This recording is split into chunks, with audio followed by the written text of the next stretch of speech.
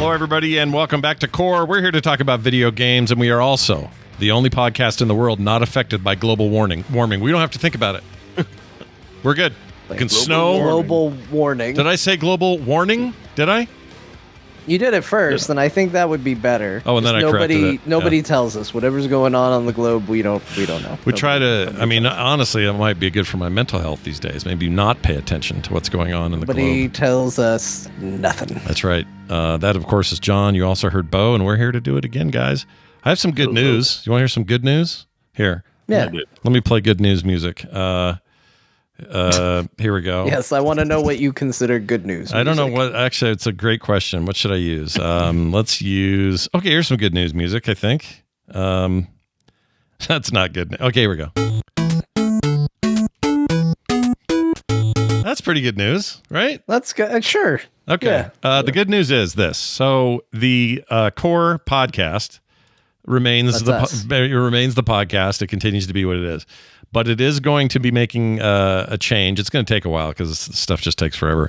But it's going to get its own dedicated YouTube channel at youtube.com/Core Show. Now, here's the thing. It's already there, or at Core Show. The way YouTube does it now, they put an ad in there. It's annoying.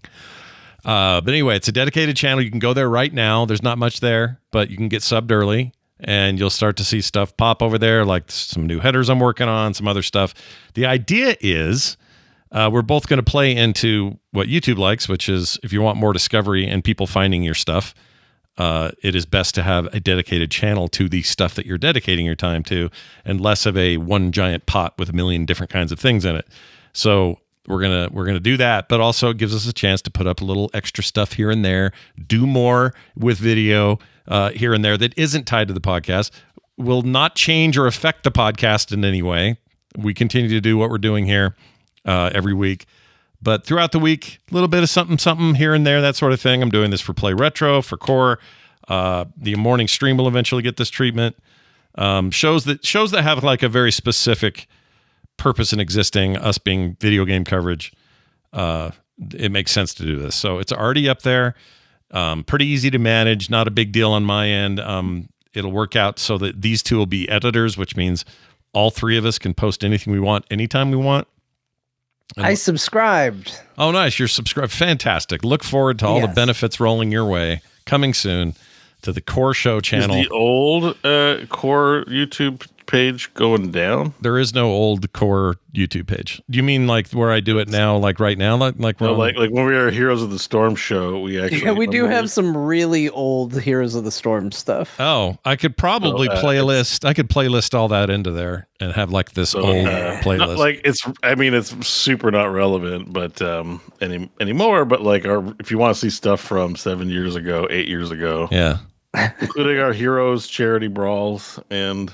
Oh yeah, those are on our little Heroes focus videos. You can go see it. Like we just wanted to make it wasn't where the podcast was going. It was just like our extra Heroes of the Storm content. Yeah. So we did it for a little while, and then it fell off. But, But there's a few episodes on there. Episode 32, Chromie the Homie. Yeah.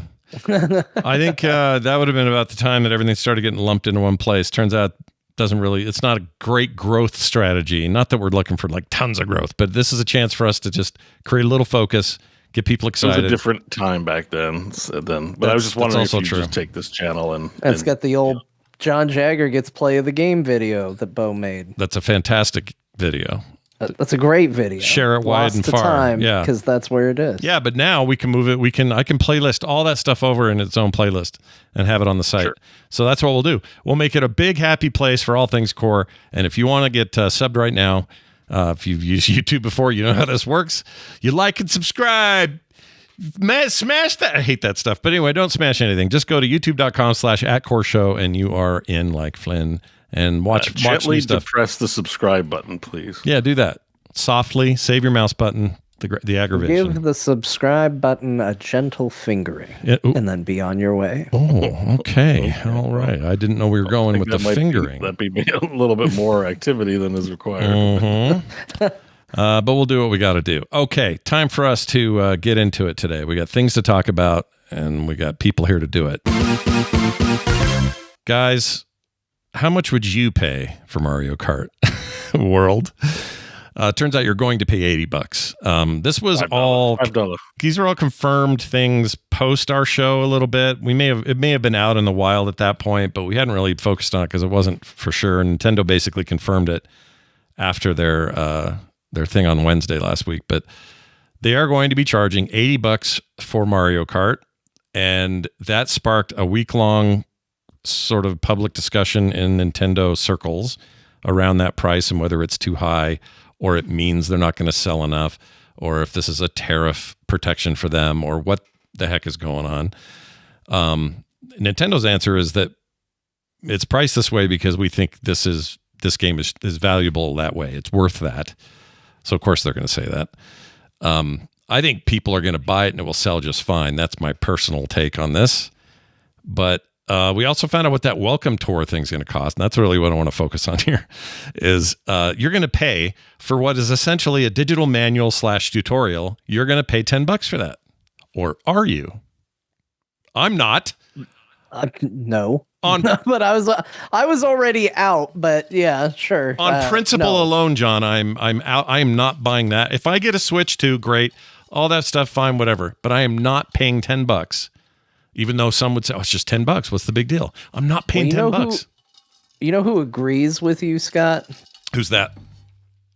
Reggie Fils-Aimé. Wii Fit is it? Reggie Fils-Aimé?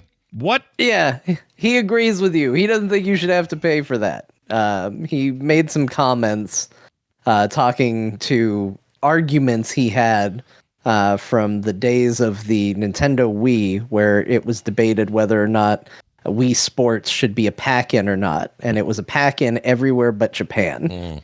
So you can guess where he lost that fight. Yeah. And it did better, he said, in every area where it was packed in. Like, it got a lot more engagement, got a lot more traction for them, was a more popular game, and he basically, without coming right out and saying it, said, you know, this should probably be packed in with the product. And yeah. If we still had Reggie, it would be. Oh, man. Making me miss that guy. Love that guy. Yeah. Every time he leaves the company, we lose things. We left Pizza Hut, no more Bigfoot pizza. We left Nintendo, no more free pack-ins. Yeah. I think that when he left GameStop, it continued to flounder. Oh, that's right. I forgot he did that. That was after Nintendo, wasn't it? I don't know. Is he still there? I don't know if he's there. I don't think so. But that is where he went, right? Yeah, and he's got GameStop. Supposed to have a pretty good book out that's worth reading about his entire career. It's supposed to be a pretty good read. Lots of Nintendo in there, of course, because that's really where everyone knows him from. But yeah, I couldn't really speak to that. But I agree with him. I think this is a mistake. This is as big of a mistake as it would have been for Sony to not include that Astrobot demo thing in their console as a default thing to have in there, a pre-installed thing that didn't cost anybody any money, and I think probably contributed to sales of actual Astrobot when it came out. You could have done something like that. Honestly, I don't know why they think this, like charging as much as they are for the device, and then jumping to a new premium for their quadruple A games, so to speak, at $80, $79.99. If they're going to do all of that and then also charge me for the tutorial manual, eat rocks, Nintendo. That pisses me. You know what? Last week I said I'm not a Nintendo hater. I'm still not, but I'm mad at this decision. This is dumb. So, Bo, I know you've got an opinion on this. Lay into it. All claws bared. All right? Go full Canadian Mountie bear on us. Do it. On Mario Kart. Yeah, well, the $10 pack-in thing that they're going to charge for the demo, the manual. Did you hear all that? Oh, sorry. Yeah, sorry. I got a little distracted. I'm not. Bo has now finished the pit. He's finished watching it now, and he's final episode consumed. We're good. Yep. No. It was WoW Classic Season 8. I didn't realize it was live this week, and it kind of just went like, oh shit. Oh, yeah. The demo, like the fact that hey, let me introduce you to the Nintendo Switch 2 and in this cool little way.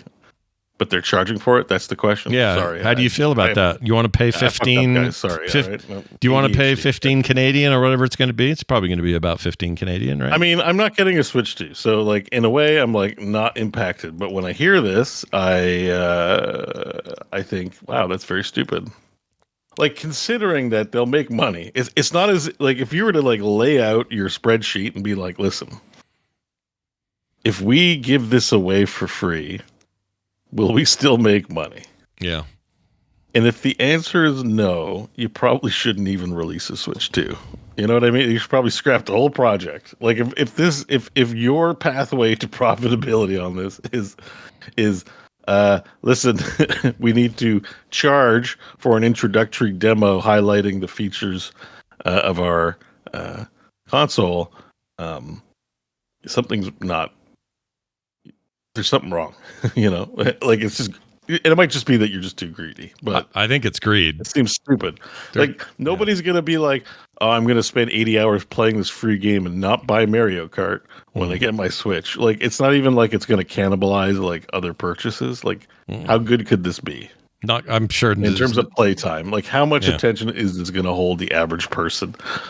Considering, you know, when you look on Steam and look at how few people finish games when you look at the achievement lists that they buy and stuff, like there's no way it's a threat to the rest of your commercial offerings. Yeah.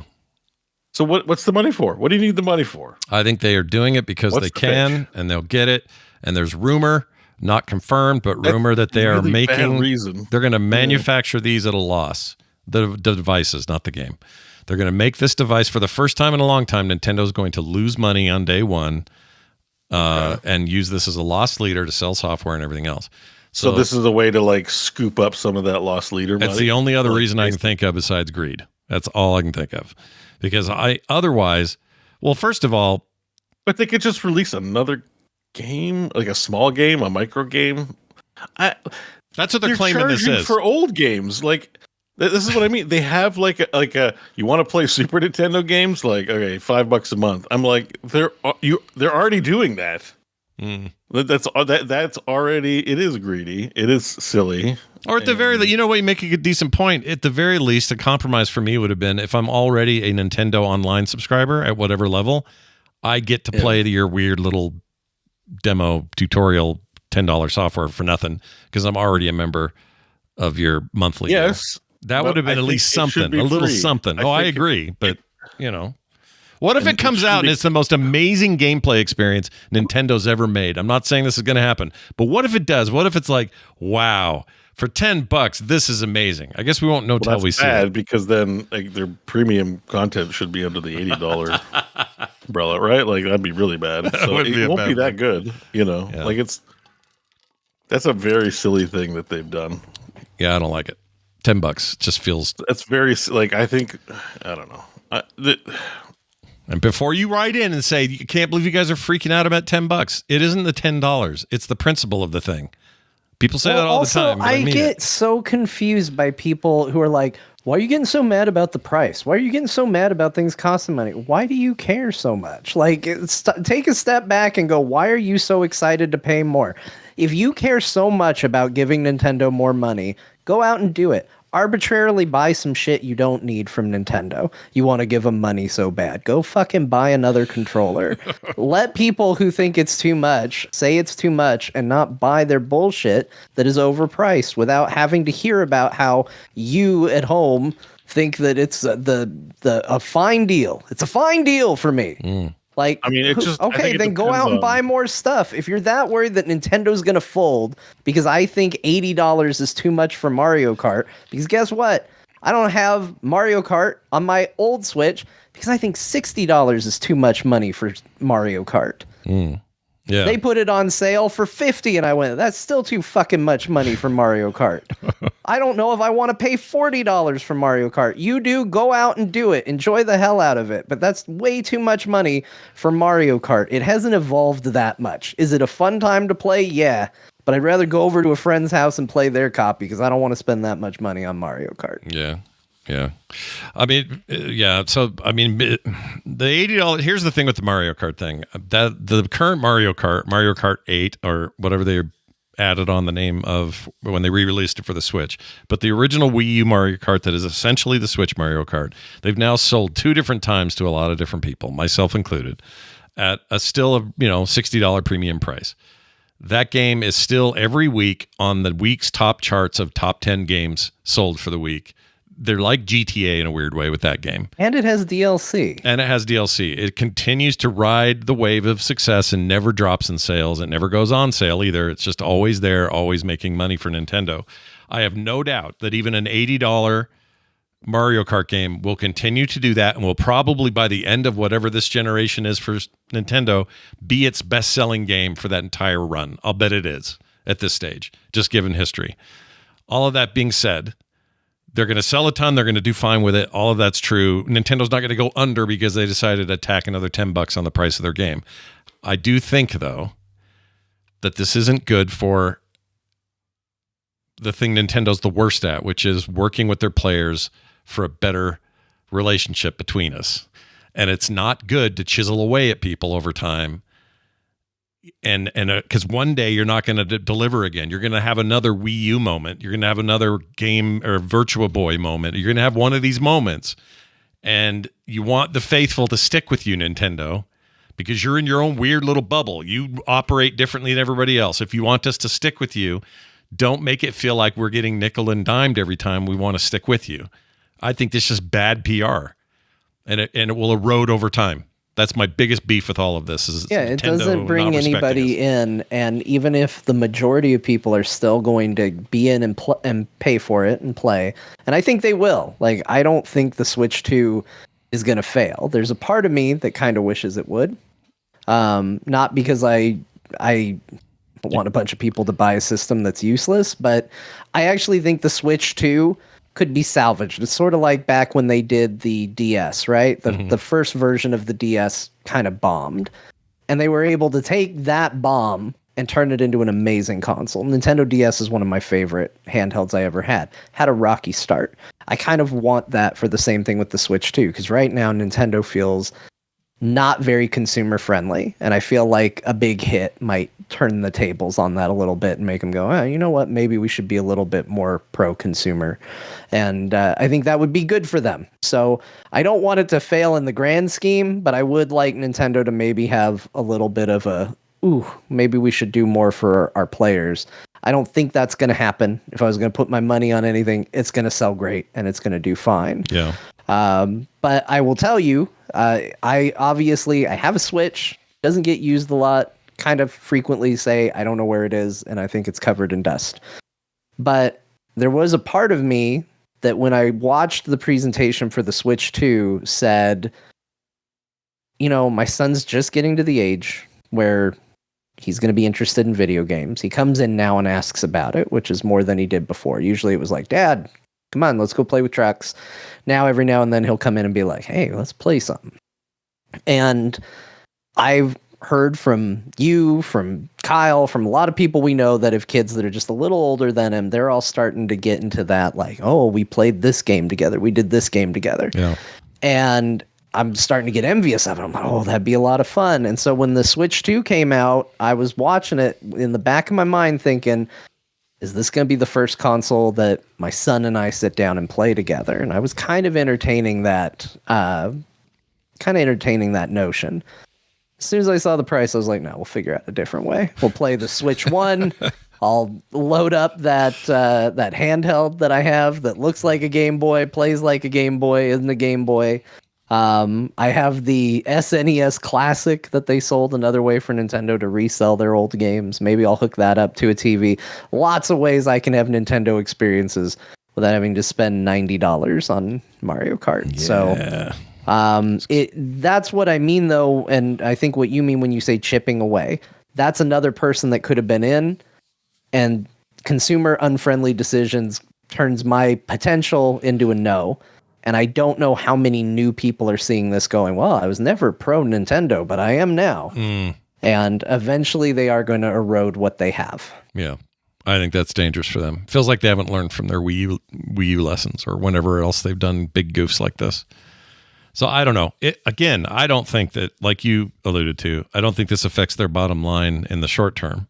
I just think the more you do this, the more it takes away, and eventually people turn on you. So it's not like there aren't some cool, valuable. You know who loves all this, by the way, all this talk of $80 games and a device that may cost too much but not be that powerful and all this stuff. Freaking Steam loves this conversation because they have a vast library of affordable content on a device that is less than the Switch is going to cost for a handheld, which includes being able to play it all on PCs.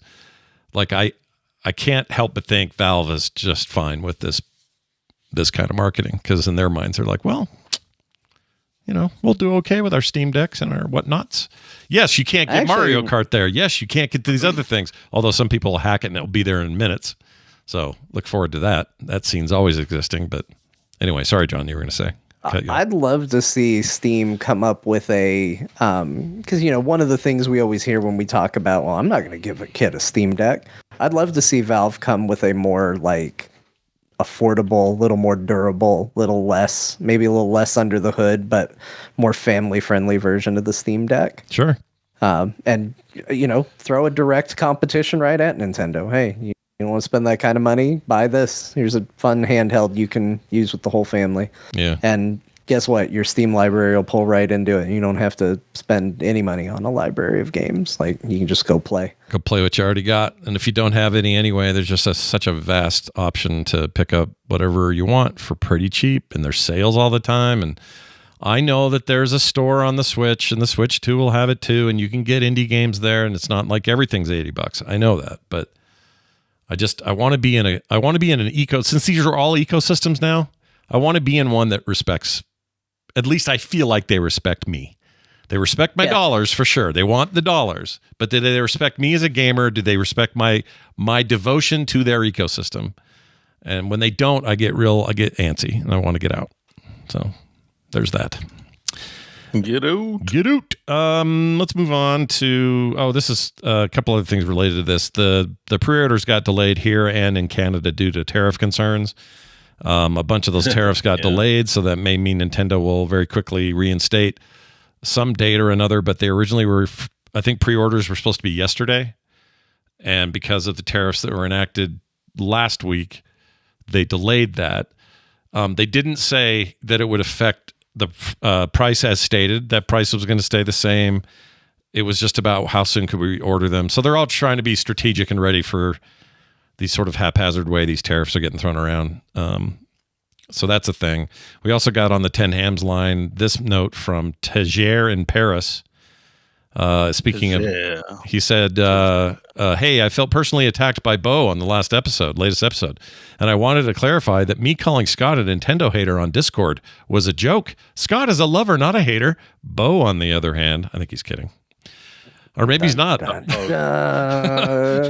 not today. So I called someone a Scott hater on Discord? Nintendo hater. You called me a Nintendo hater. What? Yeah. I would never do that. You don't remember that last week? I don't remember calling you a Nintendo hater. No. You said that this dude on this guy on Discord you told him that you told me that he said I was a Nintendo hater. Oh, I'm glad we cleared all that up. Yeah, I'm glad we cleared that up. I accused him of calling Scott a Nintendo hater. Yeah, right. Because I'm like, that doesn't make any sense. Right. You don't hate Nintendo. No, I don't. Yes, that's. There are parts. So I guess I misinterpreted what he said, and yeah. Okay, well, I'm sorry. I have a lot of apologies to issue. So it wouldn't shock me that we can add this to the list. You want to put this on the list? Yeah, well, I mean, so my friend Mike listens to the show, and I believe it was one of the previous episodes where I said his coffee was terrible because he has almond milk. Oh, right. And it's actually patently not true. Well, it was true, but I was like, when you know somebody for like 40 years, right? Like I've known him a long time. It's like, I think what I was referencing was like from a different decade and was kind of unfair. So I was actually at his house yesterday and he made me a delicious cup of coffee and he brought it up as an issue. And I was like, oh yeah, good thing I like irresponsibly just like kind of insulted your ability to make coffee in front of tens of thousands of people. It's Sorry about that. Did he come out? Did he come out and go? Did he like show the milk? I'm apologizing for that as well. His coffee's just fine. Did he show you the milk and like poured it very carefully and make sure? Yeah. He gave me like, here's the milk. Would you like to pour it? It's whole milk. You said I don't have any in my house. Look at what's here. It's whole milk. And I was like, look, I think it was like a decade ago you had almond milk. But yes, I mean, you don't hold someone accountable for stuff like 10, 20 years ago. Right? Yeah. So yeah. I never liked the almond stuff. The almond stuff's gross. Coffee is terrible. What does he do that you don't like in his coffee? I don't know. I never have coffee in his house. I don't trust it. I don't have a specific thing, but just like I love that if he's listening, it's fine. He doesn't have a thing. It's just a lack of trust. Yeah. We all want to give shit to Crofton, so we don't care. It's all good. On the other hand, Crofton's coffee, total garbage. And so I apologize to this guy, I guess, for putting him in the position of making him a Scott hater or detractor when it was unfair. Yeah, he thought you were saying he thought I was a Nintendo hater, but he thinks I like Nintendo now. Right. And then he goes on to say, because it is a category you don't want to be in, because there are people that no matter what, as soon as we open our mouths and talk about Nintendo, we're Nintendo. We get called Nintendo haters. Yeah, it doesn't matter today. And it's very illogical and irrational and untrue, and it irritates us. So I was doing that to someone in the audience, so I get it. There will be people that heard me say that this stuff's anti-consumer, and they will assume that makes me a Nintendo hater, and it's okay. You guys go on and think what you want. It's not anti-consumer. Also, it's like, it's Nintendo. They'll be fine. Yeah, like they're fine. Like their like mind share in people's hearts and souls is like so strong that like the three of us being like, I don't know about this Nintendo is like not. Yeah, it's not changing. It's not changing anything. No, I think it could change. It could hurt them over time, like we're saying. But I think right now they'll be just fine. He did say in a lot of places. My son who doesn't play video games yet. Yeah. So, but are you? What happened? Nothing. Are you here? Can you hear us? He doesn't hear us. John's mouth was moving, but I wasn't hearing sound. Oh yeah, I just noticed too. Like, John's talking, but we don't hear him. Did you mute John? I thought maybe I lost connection, but no. Oh, it's John. I don't know what happened. Hold on, let's just check the Discord. Looks like everything's okay. Good, John? His mouth is not moving now, but no, I don't know if he can hear us. Do you think he can hear us? John, can you hear us? Okay. We're back. Sorry, technical glitch. Those at home listening or otherwise watching the YouTube archive, you're probably wondering what we're talking about. But it's a big Discord outage today. It's kind of gaming news right there. Discord had an outage, and now you guys are on Zoom, which we don't love having audio on, but here it is. Yeah, listening to you is hard, so I can't imagine what it's like for the listeners at home. They're like, all of a sudden, this show sounds like garbage. Yeah. Scott's going to sound fine because he's local recording probably, but we're going to sound like beep, bop, boop. Yeah, you guys are going to... everybody. You guys will be a little... on Zoom. You're a little crunchy. Because all of it... You're not cutting out, though, which is good. You're that's good. But you're just sounding like you're talking through somebody's old... It's like Skype 2007. That's what we're getting. Oh, okay. So we'll just pretend that. Yeah, we'll just pretend that. We're all on Skype again, everybody. They're not really closing it down. I think we were at the end of this thing where were we? Oh, no, you know what we didn't say? Nintendo Switch 2 games are going to have all their content on the game cards. No more, I think we talked about this last week, John, a little bit. No more going to the internet and pulling most of it down, and the card is nothing but a key. They said their Switch 2 edition games will have all their content on the game cards. Right. None of the Switch 1 stuff. So there is not a guarantee that will be the case for everybody. Right. If you have a Switch 2 version of Tears of the Kingdom, it will be all on the card. If you have a Switch 1 version of Tears of the Kingdom, you will still do whatever it did. Yeah, you'll buy the update and download it. Correct. So enjoy that. I guess it's fine. That's how everybody does this, so it's not even that big a deal. But that's something they confirmed. Also, here's good news. Good news, everybody. Bungie's Marathon won't need a PSN account to play on PC or Xbox. So they learned their lesson. Oh, I guess. Yeah, that's unusual. Yeah, because remember before with what's the name of the game? Well, Helldivers was a big controversy one for sure. Helldivers was one of them. That was the one. I think also God of War, people were not... It was either God of War or Horizon. One of them had PSN requirement. Oh, I think it was, it might have been God of War. It was some game that was a primarily single player game, because I remember that was I don't remember the title for a lot of people. Yeah. Do you guys, when I play this, does it sound like ass to you? Bassy sound. Yeah, I could barely hear it. So that's the Helldivers music, but this new Zoom situation is going to make everything sound like turd. It's fine. Oh, it's fine. Yeah, the noise suppression is insane, and I'm on musician mode. Yeah. What? I'm just on normal, like, auto mode, whatever the hell that is. But listen to, like, if I play the Barry sound or the Jill sound, what do you get there? Just Jill. Ow. It's like Barry. Like they're playing. Oh, actually, she was fine. Barry. No, it prefers girls. Barry is great. It's like their noise suppression algorithm. I don't think it's tuned for, like, mix minus audio. Yeah. For podcast recording. Like, it makes me both mad at Discord and also I miss it. And I've taken it for granted. Oh, maybe I turn off echo cancellation. Yeah, we'll see. Yeah, we'll see what it does. Hopefully, you guys will understand when I play a thing what it's meant to be. Hopefully, the calls come through. That's my main thing. I'll just pretend like I know. I'll come. Yes. That's great. What was that again? That's what it was. I can't believe Zoom has the audacity. One of my favorites, Steph, right there. I can't believe Zoom has the audacity to have an audio profile setting called Original Sound for Musicians, recommended for studio environments. And, like, there's no musician that would use something this terrible. Yeah. Yeah. It's ironic. Last week I told you guys, I told them this off air, but I sent them a message saying, hey, I listened to our show and we don't talk about this enough, but we sound amazing. We sound really good. We sound like we're all in the same room. We don't sound all lagged out or weird or crunchy. And then this week this happens and now we sound crunchy. At least some of us do. Anyway, Marathon. Hey, baby, it's coming. No PSN is the deal there. And I think that's cool. I'm actually looking forward to this. I won't lie. I like me some Marathon. Fan of the old games. And when they announced this, I got excited, kind of, even though it's kind of free to play, whatever. But, all that complaining about having to have a PSN account's not going to matter here. So Bungie's latest. You'll be able to play. Their latest, their earliest. Yep. Lots of green mushrooms, Tron-looking people running around. Whatever the hell these are. Yeah, Marathon, man. Look at that stuff. That's kind of cool.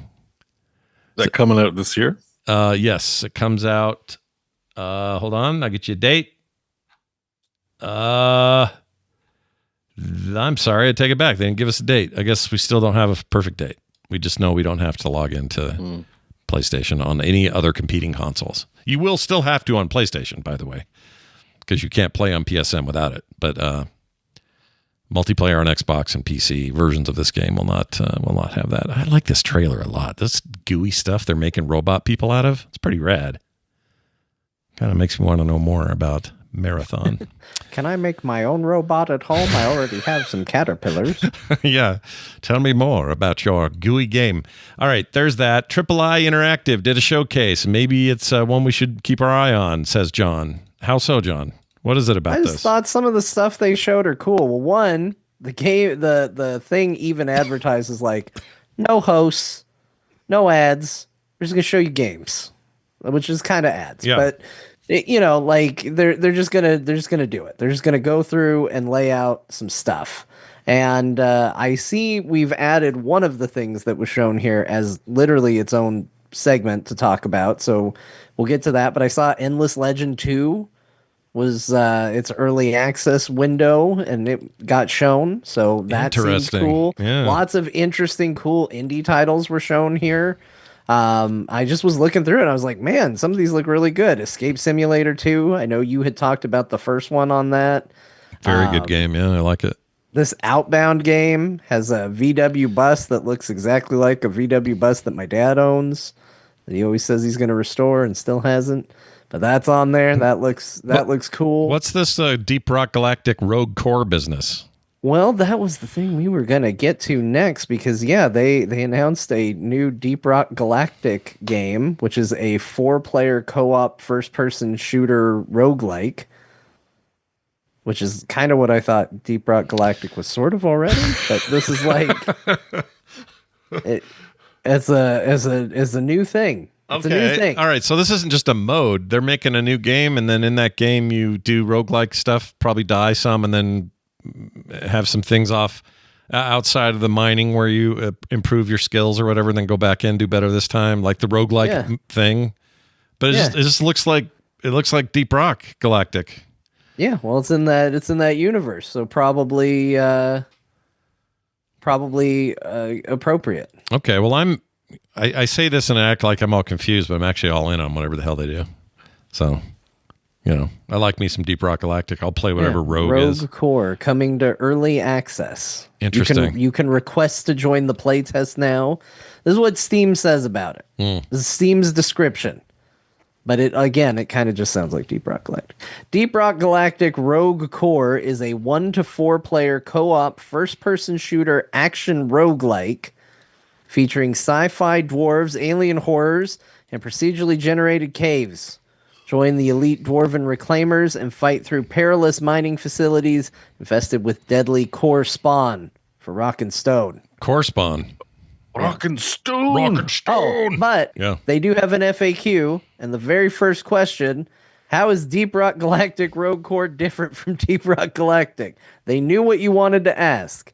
The main difference is the roguelike game structure. In short, this means that you start each mission with only the most basic equipment, and you collect random upgrades, gear, and abilities as you go. This makes for lots of variety in your build and the potential for extremely powerful upgrades and synergies. In Rogue Core, the difficulty will also increase drastically as you progress in a mission, contrary to Deep Rock Galactic, where the difficulty is a more consistent form from mission start to mission end. So, seems like it's going to be kind of a more intense ramp up and then ramp down of Deep Rock Galactic. Interesting. Did not see this coming. We haven't heard about this before now, right? This is a new announcement. No, that was just announced. Yeah. All right. You know what? I'm in on such things. That sounds great. They also had, like you mentioned, a few others here. Tears of Metal. I don't know what that is, but I'm just interested in the name. Let's see what this trailer looks like. And its art style looks pretty cool. Oh my Lord. I think we've seen this before at another showcase. This is not the first time I've seen this one. Of Tears of Metal. This was they were making a big deal about the open beta being out. Okay. It looks wild. What are we doing here? This art style. I assume the metal. It's like a Dynasty Warriors indie game, but it's pretty nice art. It looks like you, dude. Look at this guy in front. That's Bo. Oh yeah, look. Very Dynasty Warriors. Yeah. Oh wow. You know what? Kind of interested in that. That looks cool. All right, well that's coming soon. So yeah, I started looking at this and I just thought, this doesn't have the same like oomph as like what a crazy announcement as the Keeleys and whatnot, but a lot of the games look really cool, really interesting, and even if it was stuff we already knew about, it almost always came with release dates or alphas or something you can do with it. Yeah, and I'm like one of them we knew about for sure, Moonlighter 2, The Endless Vault. I didn't realize, like, who is this? Triple I Interactive, or Initiative? Are these publishers? Like, what is this? Is this like a group of indies getting together and saying, "Hey, we should all promote our stuff"? I forget, but I think it's like a collective. Like it's more of a. That's cool. For the rest of us, we've had another one before, but it's like not really. It's not really backed by like big corporate, as far as I know. Well, I like that. Then I think that's great. I don't know. Indie's got a chance to.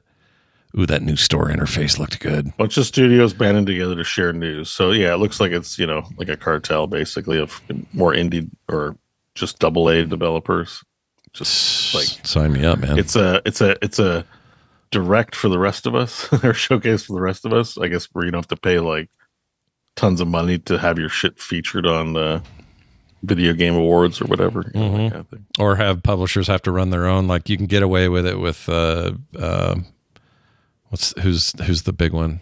Devolver. Devolver can have their own thing because they're big enough for whatever. But this feels like, hey, what if we all did this in collective and put ourselves together? I think that's rad.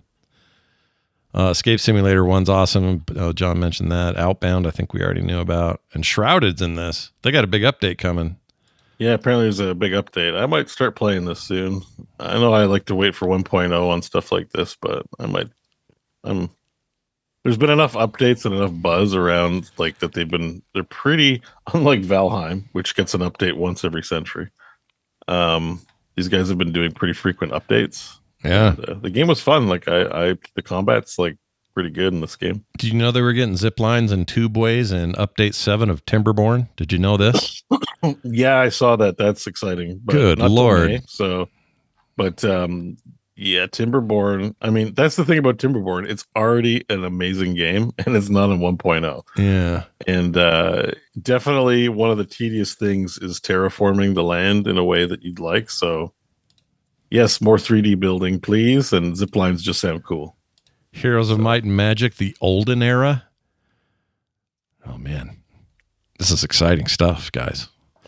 I'm glad you found this. John was a big fan of BlazBlue Entropy Effect, which I saw on the list. And I haven't played it yet, even though I own it. But is it really BlazBlue? I always thought it was BlazBlue. No, it's BlazBlue. I mean, there's no E on the end of Blaze. I don't know what the rules are about how maybe it's still BlazBlue and you just say it, but because there's no E, I'm like, is it Blaz? Looks like Blaz. Oh, like, think about like the actor Chaz Palomino. What's his last name? Chaz Palminteri. Chaz Palomino. What? Chaz Now I don't know how to say Palminteri. Palminteri. Chaz Palminteri. Yeah. So Chaz, he has two Z's though. Oh, that doesn't help. Blaz only has one Z. But I think of Chaz and I'm like Blaz Chaz. Blaz Chaz. You know what? I wish we'd have seen this in its thing, and it's while it was live or whatever. I would have watched this and been a fun commentary. Didn't even know it existed. So John, good eye. Also, look at this. Shapes 2's in their little update. Ooh, I like that Shapes 2 with a Z. The dimension update. Yeah, which is the dimension update? I don't know because the game already has 3 dimensions.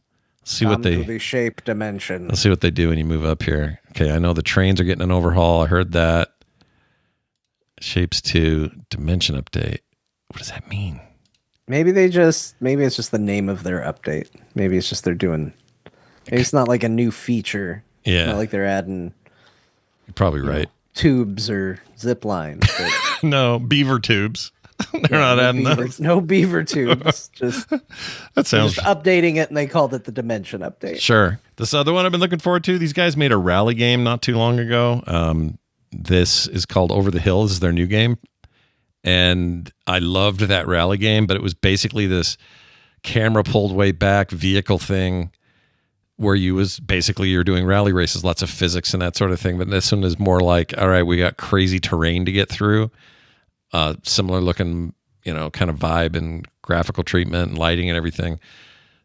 This is low key an exciting one for me. So knowing that these guys are involved in that makes me excited. It's very cool. This looks crazy. My stepson would probably love this game. I love stuff like this. It's where the road is the boss. I'm a fan of that. The road is in charge. I've always said my favorite roguelikes are those rally dirt games or dirt rally games, because basically you're fighting the road, and the road is a Souls-like boss. You came out here to test your mettle, Johnson. That's because you think you're the boss of the road, but out here you're gonna learn. Damn straight. The road is the boss of you. Damn straight. So go look it up. Triple I Initiative Showcase on YouTube. You'll find the whole thing. That's great. Very exciting stuff.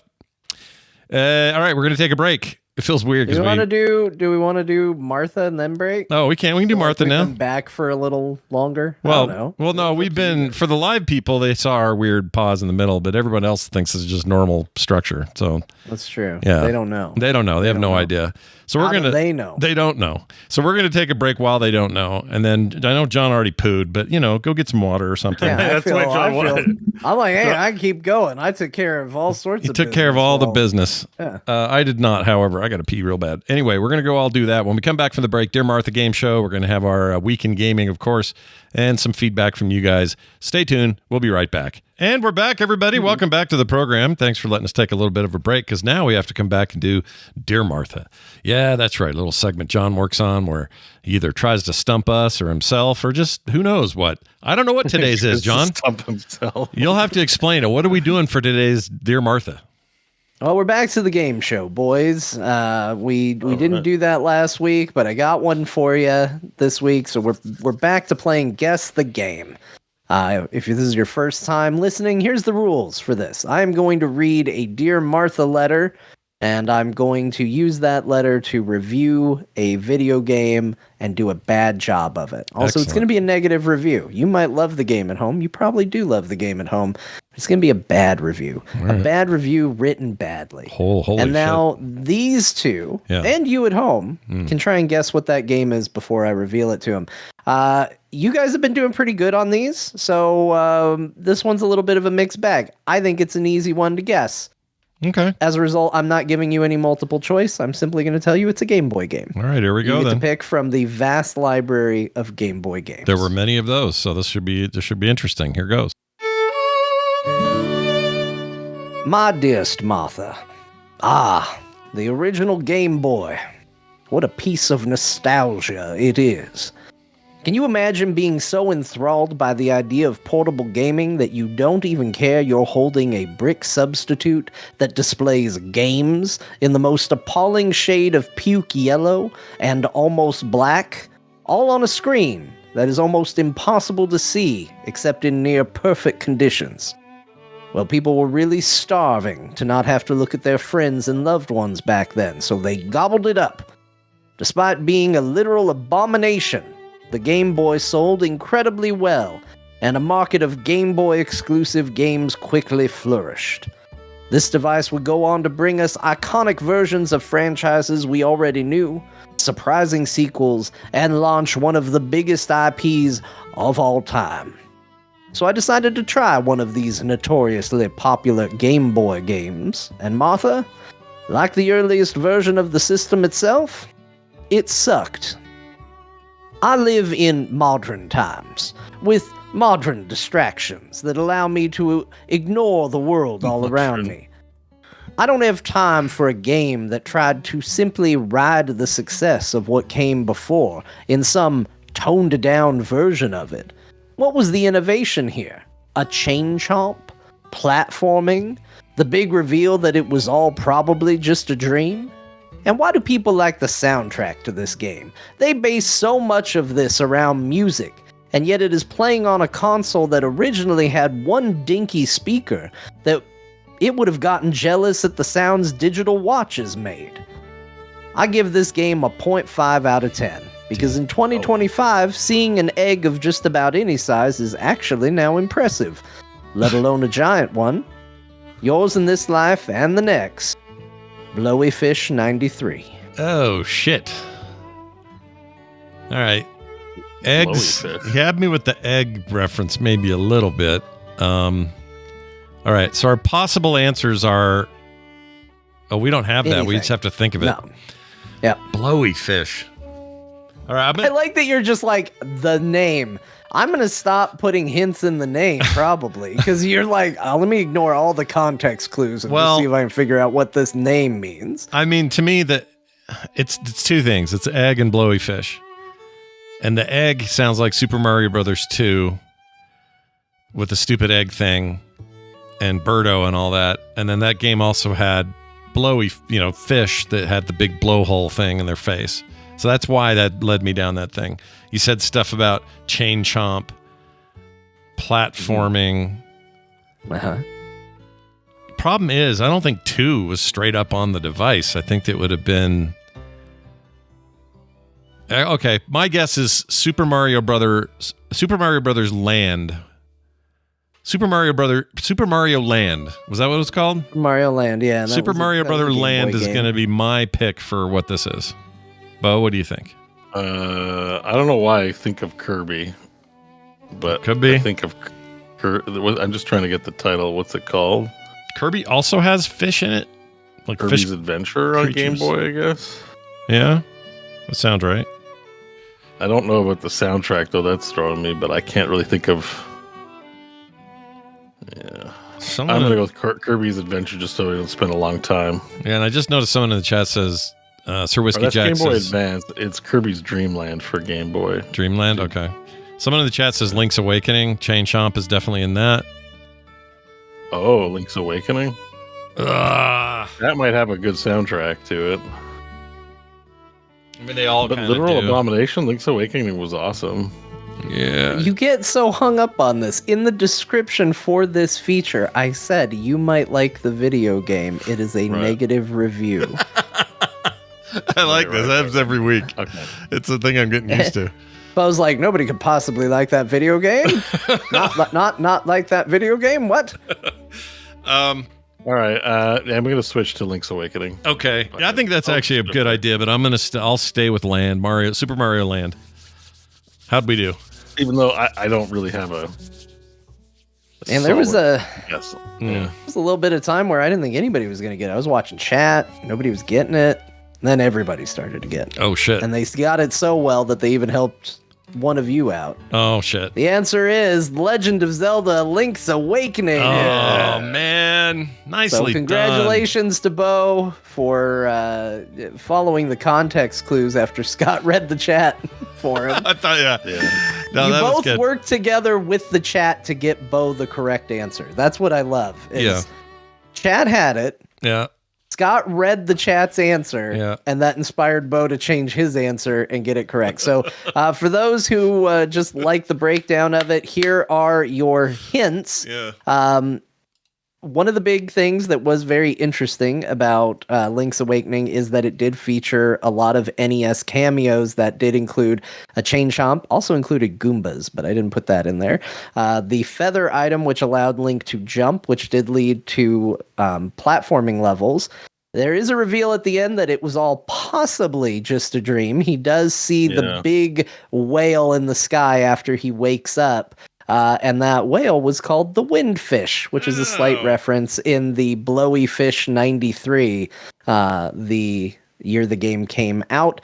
And the Windfish hatches from a giant egg, and there was references to seeing an egg being impressive. So nicely there's done. all of your hints. You guys owe chat room a real big thank you. What thank you. When you say platforming, though, did that game have platforming, like proper? It had side-scrolling stages, yeah. I don't remember that. I played Link's Awakening a lot. The DX version I played a lot back. It wasn't like full levels, but there would be a section where you go underground, and then it's still controlled basically exactly the same, but there would be a side-scrolling bit. Sure. And you could jump on the Goombas. Yeah, which nobody doesn't want that, I want that. All right, well, that was great. As always, let's get into some of these games that we played. Hey, John and I are still playing Ghost of Tsushima. It turns out that game is rad, and that's kind of all I want to do right now. Every time I open anything, I'm like, do I have time to play? I do. What am I playing? That's what I'm playing. Yeah. I'm now way past my PS5 run. I am way up in the second area as well. Sounds like you are as well. Yeah, although I kind of just got to it. I went back to the first area after I unlocked it and started doing a whole bunch of stuff over there and really cleaning up that map. So I've been going, it sounds like a slower pace than you, but I probably have, because I've liberated everything in the first southern area that you start. Like I've done almost 100% of what you can do down there. It's funny you say that because I got up to the middle area, started doing some quests, and then these fires started. Not fires, attacks on villagers started. Yeah, like the farm stuff, dynamic thing. And I went, oh shit, I'm going to go take care of those. And then after I did that, I realized there's still a lot of land down here that's like Fog of War. I should really kind of see what's going on here. Plus I can unlock more fox dens. I can, all these things that give you better stats. So I started, it's funny you say that because yesterday that was all I did was go down there and just clear out new areas and stuff. The game's just delightful, wonderful. I freaking love it.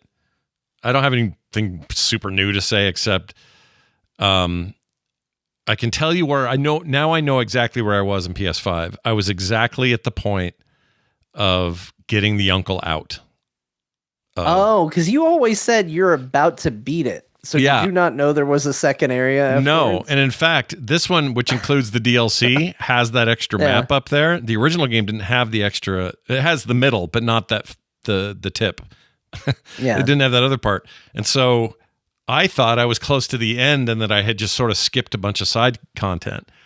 I was so wrong. Like, there's so much left to do, and that game's huge. Yeah. So I got past that, and now, obviously opened up the next section and started dealing with the aftermath of that place and all that. And it's funny. This may sound dumb. John, forgive me if I just missed it somewhere.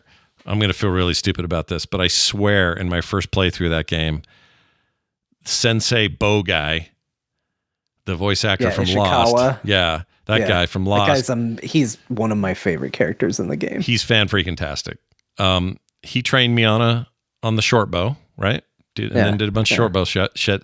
But I swear, long before I'd ever get up to Uncle Jim Jam up there to let him out of jail, I swear he also taught me how to use the longbow. I swear he did. So the longbow is unlocked on one of those like blue legend quests. It's a bow that you unlock there. Yeah, he doesn't teach you it. I still don't have it, so I gotta go find where I missed that. Yeah. And I had it in the first game. You gotta go talk to one of the storyteller guys that, they unlock like the crazy special moves or right. The longbow is one of those. Okay. I also played a little bit of the multiplayer thing. That's really fun. I wish that took off more and more people knew about it. It's rad. It's like this competitive 4-player, 4-on-4 kind of dominate the map kind of thing. And there's like the art style changes a lot because it's like set in the demon world or whatever. So there's a lot of reds and weird stuff that like is growing on buildings and stuff. Your ability sets are a little different. You have classes, so there's like a thief class or like more of an assassin class, more of a pure samurai class. One's more of a healer, and then I can't remember the other one. But basically, it's a 4-on-4 kind of domination thing. It's really cool, like super rad. And the only reason I was in there is I'd forgotten that when you talk to the dudes with the little thing over their heads, I always forget that you're not doing a mission for him. He's sending you into multiplayer mode. Yeah. And it's cool. Like the story he tells and the way they tell that is super rad. I recommend it, even if you don't play it, people listening. But anyway, I got hooked up into that for a while. That was pretty fun. And there were people playing that game on Steam anyway. So that was pretty neat. But yeah, I can't, it's all I want to play right now. And I've been in the same boat. There's so much stuff I wanted to play this week. We'll get to it with what I have played, but I had plenty of reasons to try other things, and every time I sat down at the computer, all I wanted to do was play Ghost of Tsushima, and I want to do that more and more. It's just that good. Like when it's that good, what are you supposed to do? Not play it? I mean, give me a break. Yeah, I'm shocked more people don't.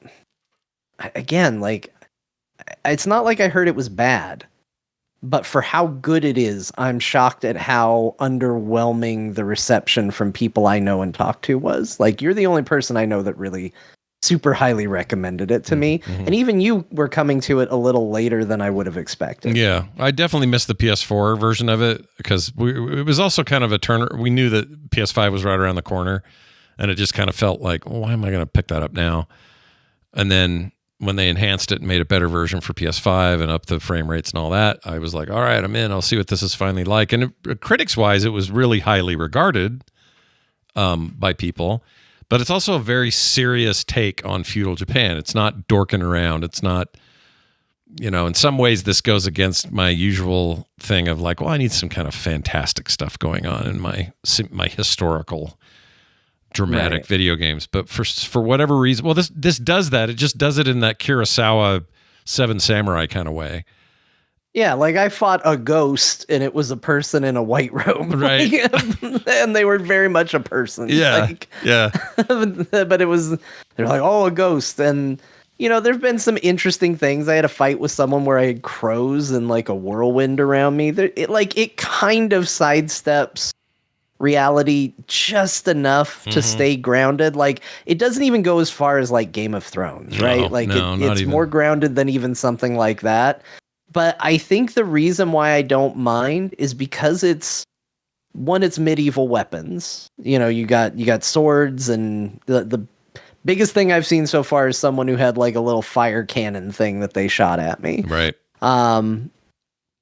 For the most part, it's all simple things, but the combat is such a little like puzzle for you to solve that at no point am I sitting there going, oh, it's boring. It's just against people.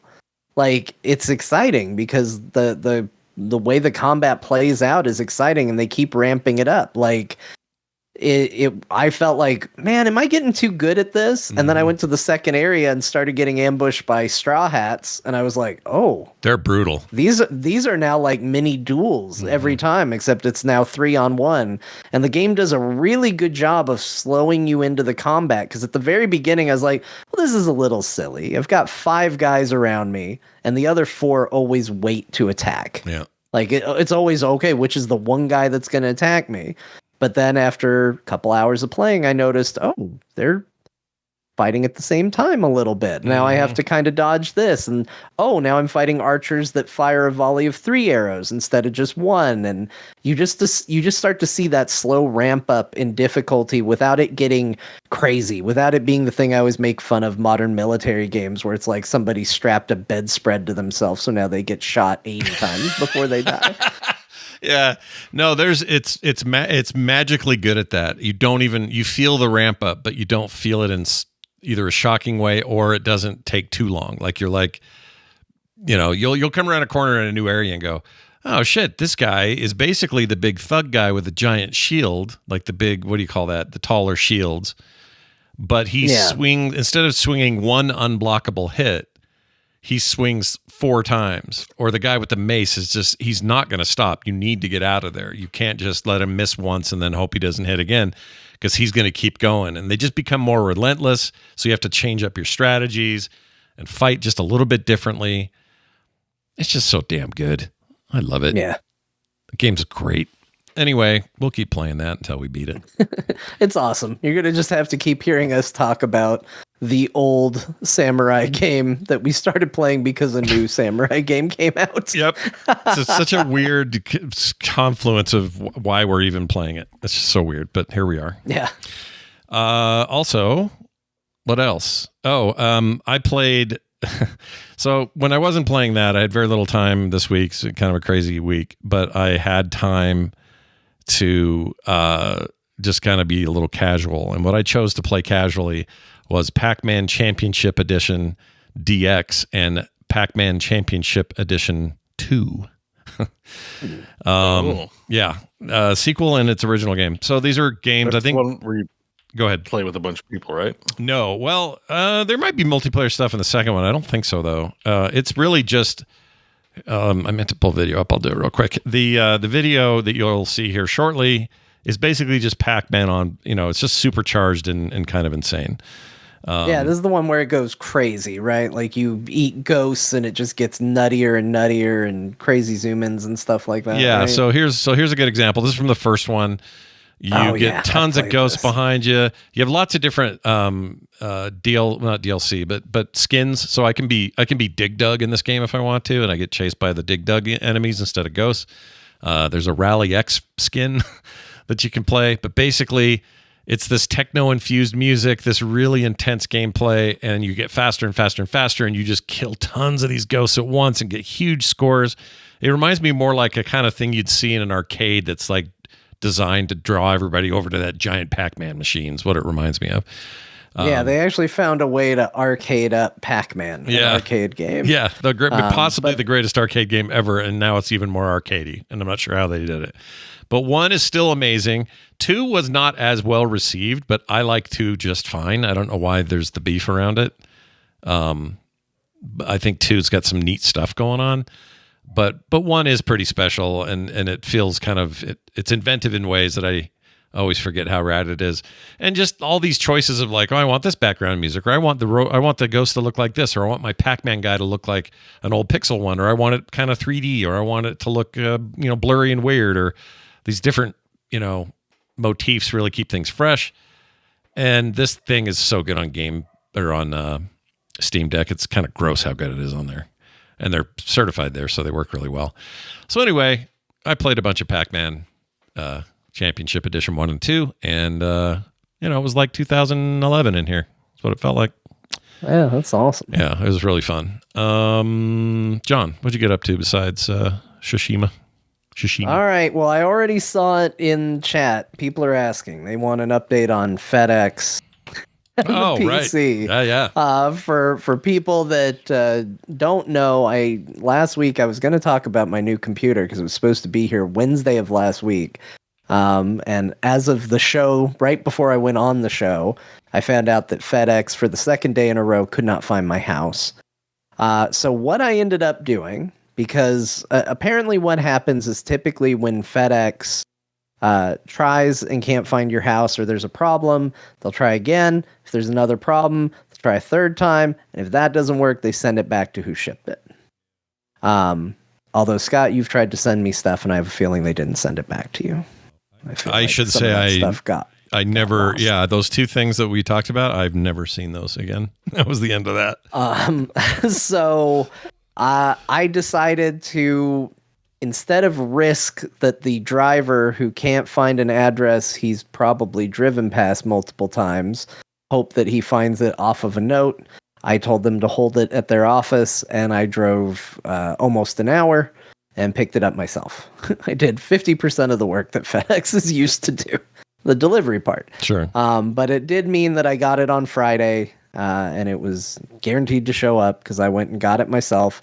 Wraith is asking in the chat, no box damage. No, box was actually in really good shape, and I will also say it was shipped really well. So I ordered my PC from Doghouse Systems. They have been a sponsor in the past. This is not a sponsored build or anything like that. It's just who I have gotten my past several computers from. Sure. But they do a double box method for their PCs. So there's kind of the base level PC that's packed the way you would normally pack, and then they put that in a bigger box that has a lot of foam insulation kind of holding the first box in place with a lot of give.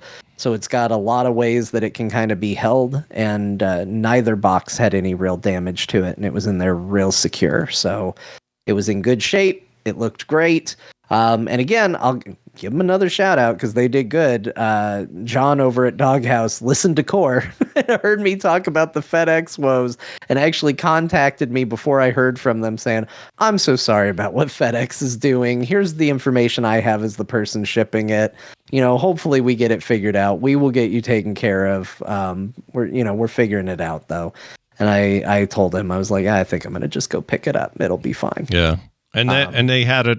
That was no problem. They didn't have any issue with you doing that. You just had to have like a tracking number or something, or how does that work? Yeah, I had to show my ID, so it had to be me. I couldn't have sent someone else to do it, and I needed to show them the order. I had a little barcode, and then they wanted to see my ID to log it to get it. So I got it, and it's an awesome PC, and it's incredibly powerful. Also, kudos. I've had 2 people in the community reach out and say that they also ordered. They contacted Doghouse because I did make the mention that the build I had is not one that's available from their storefront at the moment. I had 2 different people say they reached out to Doghouse and put in a request for basically what I built my PC to be, and they did. They bought them. Nice. We've two listeners at least that are getting new PCs, similar build. So I'm excited to hear how that goes. They also used the same, like, hey, this is about to get real expensive. If you wanna be doing an upgrade in the next couple years, we should probably do it now. The John build. They should title it that. This is the John build, available for a limited time. It's the John. You can get the John over here. It's nice. But yeah, I mean, congratulations to them. I'm using it. It's an amazing PC, and I'm gonna also give Bo a shout out because unknowingly, Bo contributed in a small way to the upgrade to the PC because I knew I was going to move the other computer. I was do the wrong hand over there, back behind me, and I wanted to keep a lot of the accessories and stuff with it, which put me in the unique position of I wanted a new controller. And at the moment, Microsoft was not even offering the build your own controller because I was thinking about making an Elite 2. I ended up picking an 8-bit do. Woo! Yeah, there you go. Look at us. Everyone's sporting the dues. Whoops. Off of Bo's recommendation, I got the ultimate one, the one that comes with a stand. Yeah, stands. And the stand is amazing. And like honestly, shame on Microsoft for not building something like this. Because here's my review of the 8-bit do. I think the controller's really good. It doesn't feel like you're buying an off-brand, not main console controller. The build quality just as good as the Xbox. But I would still probably, like, if I say, the Xbox Series X controller is my favorite, I'd probably give that a 10 out of 10. I think it's just a really good controller. I'd give the 8-bit do about an 8. It's very close. It's very similar. There's some things I don't like. I think the buttons on the back are too easy to press, so I'm not going to ever map anything to them. So there's kind of just 2 buttons on the back that every now and then I push and go, huh? And it's taken me a little bit, although I've gotten used to it, to get used to where the start and select buttons are, or whatever they call them now. I'm sorry, I started playing when I was NES. They were start and select buttons to me. Yeah. I know it's supposed to be like menu and share now, but I can't. So sure. Those are a little higher up than normal, so I keep changing the light color on my controller while I'm playing on the little buttons, because I'm like, okay, here we go. So yeah, there's a couple things I don't love about it, but for significantly less money, I get a controller that's almost as good. I'm actually using the wireless feature because the dock is extremely convenient. It's just sitting right up there. The controller looks good. It's always fully charged because I just set it there. I don't have to mess with a cable, which is a pain in the butt and real hard on the cables. I think I went through 2 with my old Xbox remote, having to always plug and unplug and shift a cable around. It's a phenomenal controller, and that's what I've been using. So a big thank you to Bo for that recommendation, because I'm sold. Scott too, because in theory he was first. Well, yeah, no, I bought it off of him saying it was. I've talked about this one, which I went with a wired one that's like not a charger one, and then you went, well, I want to do the dock thing, and then John was like, well, I need to get one. I'll take credit for the dock part, because when I got the Mamba one, it had the dock, and it's like I never want to go back. I don't want to hear from any controller it doesn't have a dock included with it. Like, I am in the same boat. If it doesn't come with a dock, when I need to replace this, I'm going to replace it with the same thing, or a controller that has a dock. That's it. For me, that started even with the Quest. So like Quest 2, I had to plug in all the time. It's just annoying, and I have dock for everything. And I never want a VR headset that doesn't. I don't want anything that doesn't dock anymore. Basically, in life now, I'm like, ship it with a docking station or keep it. Like, I don't. Yeah. Oh, be careful! They'll start charging you a subscription fee for your dock, and then what are you gonna do? Oh well, then I'm out. Yeah, then that's it. Forget it. Then we don't get it. We're back to wires. Yeah, if you get another one, Scott, I recommend get that dock one. Yeah, I might do it. If I go wireless again, I'll do it. I just don't like wireless on my PC. I know it sounds like nothing. Like, and it kind of is nothing, but it's just chef kiss when you're like you undock it.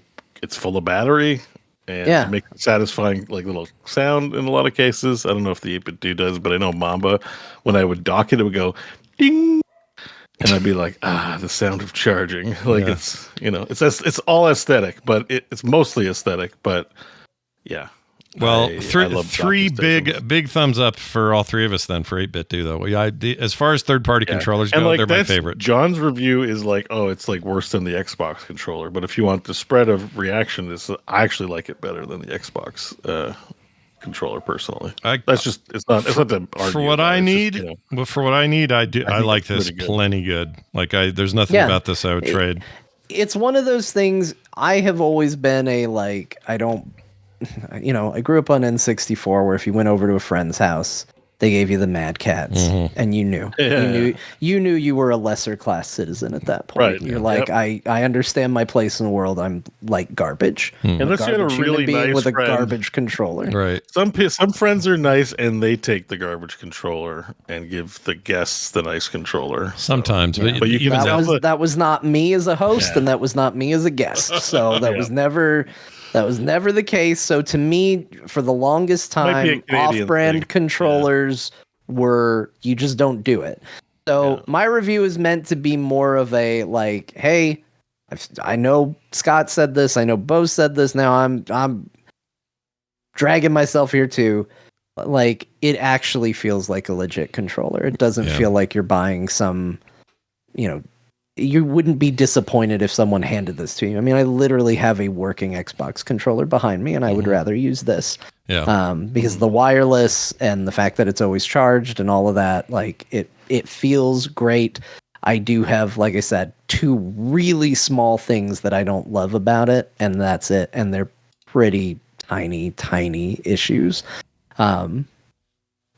So I think it's a fantastic controller. You should look at the rest of their catalog, because now that I like this controller, I'm like looking at their other just weirder controllers. Oh, I've been there, dude. I got a whole tub of these over here because they have an addicting selection. You want like a cool looking Genesis 6-button controller? They got one. You want a Super NES one? Like I think I have 8 8-bit do controllers over the years. 8, 9. Even their keyboard, they got like a Commodore 64 keyboard, and I'm like, and a Nintendo mouse, and I'm like, pretty cool. Yeah, they're great. Nice. They actually make like pretty neat. I don't know. Do you use their keyboard, Scott? If you try, no, I use this one that Cash in our community made for me, but they're pretty cool. Dunaway has all of them. He got the Commodore and the NES. Or no, I guess it's the Super Famicom Japanese colors, that kind of burgundy version. But he loves them. Mechanical. Yeah, it looks cool as hell. Holy shit. I don't know what he uses the big 2-button thing for that it comes with, but that has that. Maybe what was that game, Gyroscope with the robot? Is it for robot controls? Oh, maybe. I don't know. Even the arcade stick looks kind of sick. I'm like, I play nothing with an arcade stick, and yet I kind of. They pick a lot of colors and stuff that are like definitely designed to appeal to like retro tastes. I mean, the one we got, honestly, the 8-bit do Ultimate 2 is probably the most generic in terms of like color and options. Like a lot of these things, like that keyboard and some of the other controllers are designed to look like the old original translucent green Xbox, which is wild. And there's some stuff that's like Genesis themed in its color combinations. Like they really lean into it for some of this stuff, and it's really cool to see. Yeah. Their fighting stick's really good. This one right here, really good fighting stick. Yeah, it looks cool. Yeah, the 6-button Genesis controller I got. I have one of these. Pretty awesome.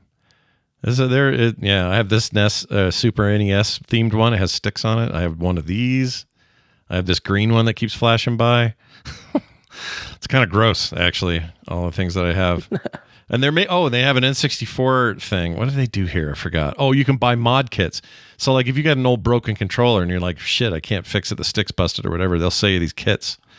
And you can put the thing back together and have the original controller work again. I just really like what they do. So big recommendation for these guys. Look at that mouse they make. This is insane. This NES mouse. There it is. Look at that thing. that looks nuts. It does. I love it. It's so weird. Dunaway's got that too. He's a freak. Anyway, 8-bit do. Still a threat. It's really good. So can we get a sponsorship for? Like, we never do sponsorships. I'm like, I'd take an 8-bit do sponsorship. Hell yeah! Oh my gosh, are you kidding? We just get a string of these we can review over and over. I'd do that in a heartbeat. That'd be amazing. Hell yeah. Reach out if you're anyone that works there, and we'd be happy to talk to you. Yeah, I think now all 3 of us are big fans. Oh yeah, we all like it. Yeah, I've really come around on it. I'm like, this Xbox screen, it's nuts, dude. It is. It's really cool. They got the 2 big buttons for that. It's nuts. Anyway, so I might talk about some of the other like hardware and things that I've done in conjunction, because I had a weird thing where I was like, okay, I figured out the cost of this computer, and it's shown up. And then I realized this is the first time I've ever bought a new computer without it replacing the old computer, like where the old computer was just moving somewhere else. And I kind of realized after the fact, I was like, oh shit, I need a keyboard. I need a mouse. I need to figure out what I'm going to do for sound. Oh man, I have a lot more stuff I need to buy. So more stuff was purchased. And we'll talk about maybe some of the other hardware that I bought another time rather than go on a deep dive on all of it. But yeah, I bought a bunch of new PC gaming peripherals and whatnot for it. Nice. And it's really good. It's a really powerful machine. And I think the big thing that I'm going to struggle with for the foreseeable future now is because everything is running max settings and everything's running at 1440p, which personally is where I like it to be. That to me is like happy place right there. It's the perfect resolution. I can get lightning fast refresh rate, and it looks a hell of a lot better than 1080p. Yep.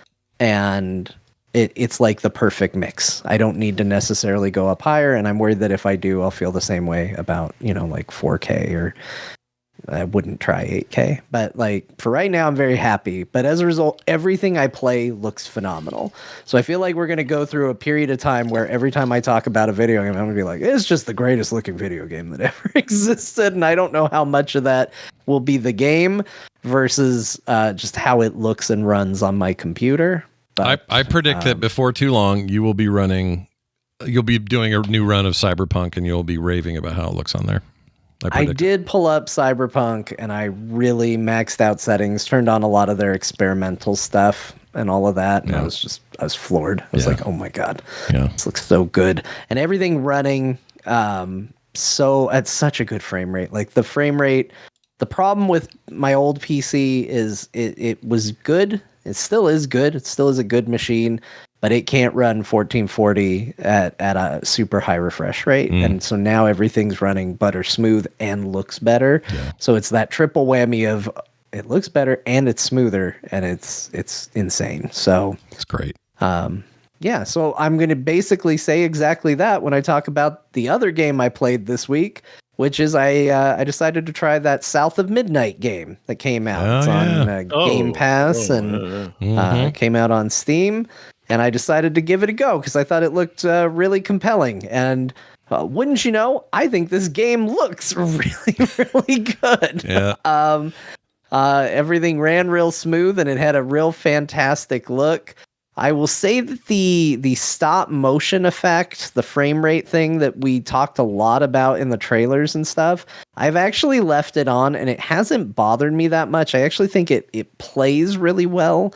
The only place I struggle with it is more when the game is idling in cutscenes. If it's a like fully rendered cutscene, it doesn't bother me as bad. But when it's just like the character model standing and animating in a space, it makes the game look like it's glitching. And that has distracted me a little bit, whereas everything else about the game has been kind of fine. But I really like the look of it. So far, it plays pretty good. This is going to be kind of a take it or leave it kind of comment, because I don't know how much of a compliment or an insult this is. If you told me that this was a extremely like redone, retextured, like Xbox era video game, I would believe you. Oh, interesting. The simpler style, you mean, is what's doing that to you, or what? It's not that. It's just that it feels very basic so far. It feels very much like I'm playing a very pretty, very, stylized early Uncharted. Oh, you mean like gameplay wise, not necessarily the way the thing looks. Okay. So far it isn't very deep. I'm not doing anything really interesting. I will say, like, my big takeaway from the first little bit of playing this game is like, oh my gosh, this is so cool. The setting and the tone and the atmosphere all feels so new. Like, and it felt very fresh and very new. And then all of a sudden we got to a spot where it literally looks like the blistering mold and rot from Dragon Age Veilguard. They just copied and pasted it in here. And even then, the rot from Veilguard looked copied and pasted from 100 other video games. It's been a real, like, the black, like, tendrily things with red glowing orbs inside of it. And as soon as I saw that, I was like, man, that's a bit of a bummer. Because so far, I felt like the biggest strength of this video game was the fact that it felt like I was seeing something new that I hadn't ever seen before. Yeah. And now I'm seeing it and going, oh, this looks like something that's been in 100 other video games. Yeah, it's got the Southern Gothic thing is unique and interesting, right? I mean, there's Southern Gothic things, but it seems like the visual style of it is cool. From what I've heard, the story is incredibly, especially as you get deeper, moving, uplifting, all that stuff. It may make up for some of those weaknesses, but it's too bad to hear that some of those mechanical sort of norms from the 360 era, PS3 era are there, you know? Yeah, it's just the gameplay feels a little dated, but not in a bad way. Not in a way where I'm like, oh, this is terrible. But it does feel a little bit like a throwback.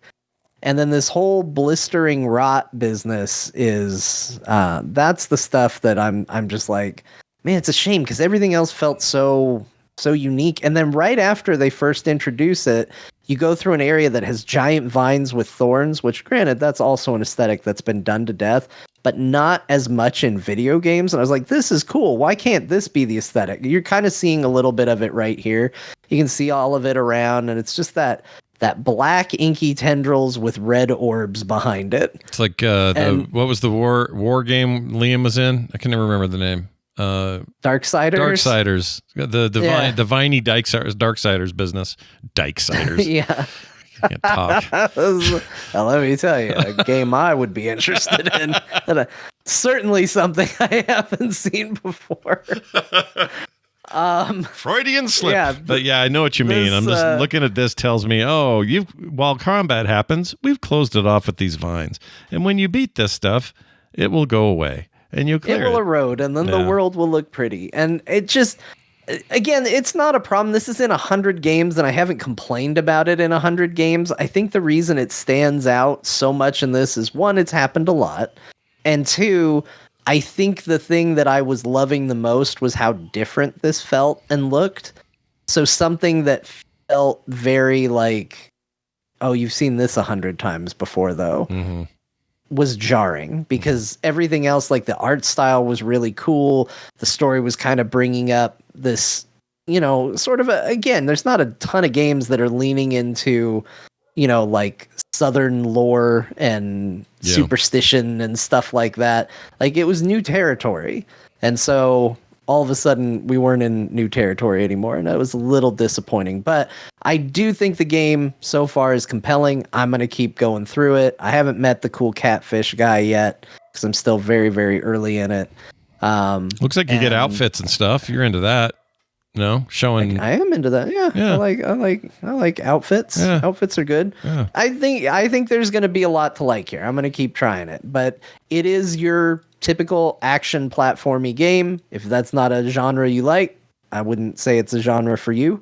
Because I don't think it's reinventing it very much. But if you like those sorts of games, like I think this is a really cool looking one, and it seems pretty compelling in terms of what it's offering. Yeah, that's exciting. I downloaded it. I also have it on Game Pass. That's where I'm going to try it. So I'm glad to hear I'm in for something. The reviews have been really good.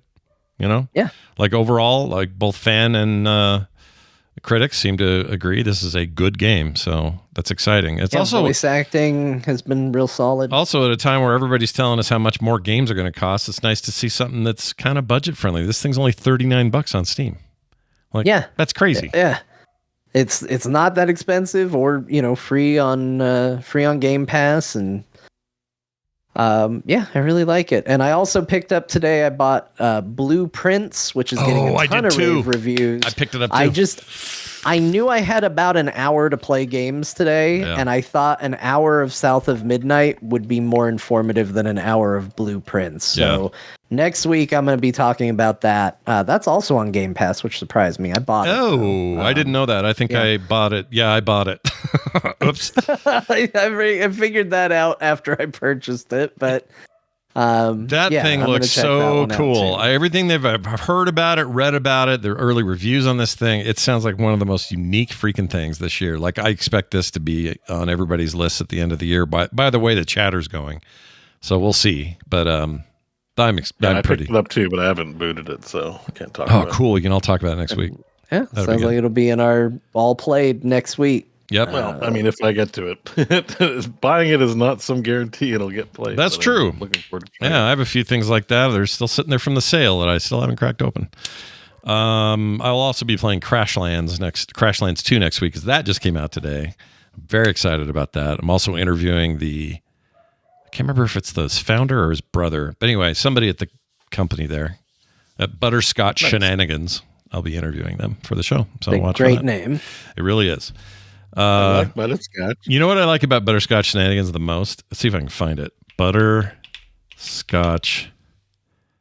Hold on. Shenanigans intro. Yeah, you got to hear it. It's just so fun to hear it. Okay, here we go.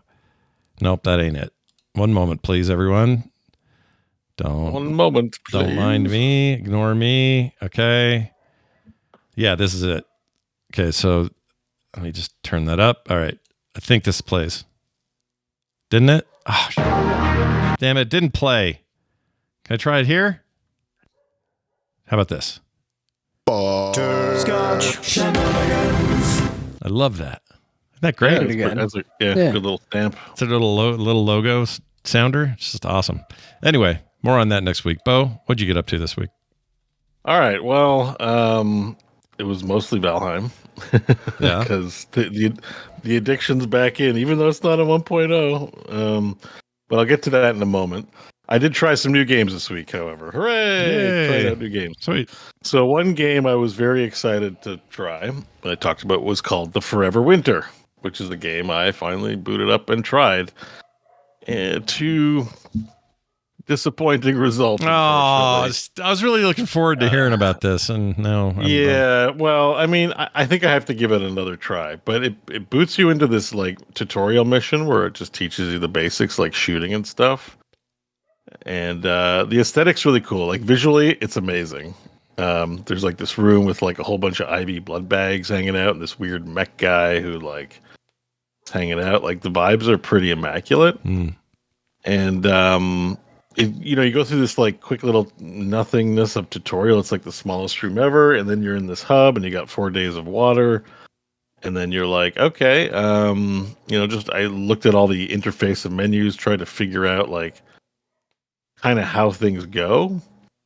And then I'm like, all right, it's time to do my first mission. So I load into the mission, and it's like this sort of outdoor place. And immediately the idea is there's a bunch of factions fighting, and you're like a shitty little human. You got to sneak around and gather resources and extract to bring them back to the innards, which is like the home base.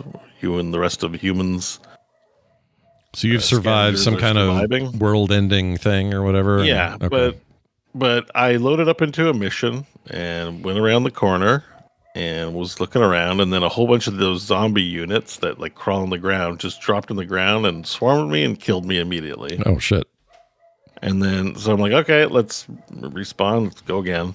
So I go into the mission, and it's sort of the same scene. I don't know what kind of sort of combat's going on. These helicopters shooting at people on the ground. There's this whole battle going on. It's the same level, so it's like the exact same thing as I did last time, except it looks like different enemies are around. So I walk around the corner, and I'm got my gun, and I'm like, all right, here we go. And then a helicopter just shoots me out of the air, and I die immediately. So I reload the mission, and I go again, and I get killed again. And I was like, I'm not having fun. Like I'm just reloading the same mission 3 times and getting immediately zonked. And it's not like it's a stealth game where I'm like, I failed to go into stealth mode. It's just I walk around the corner and get turfed.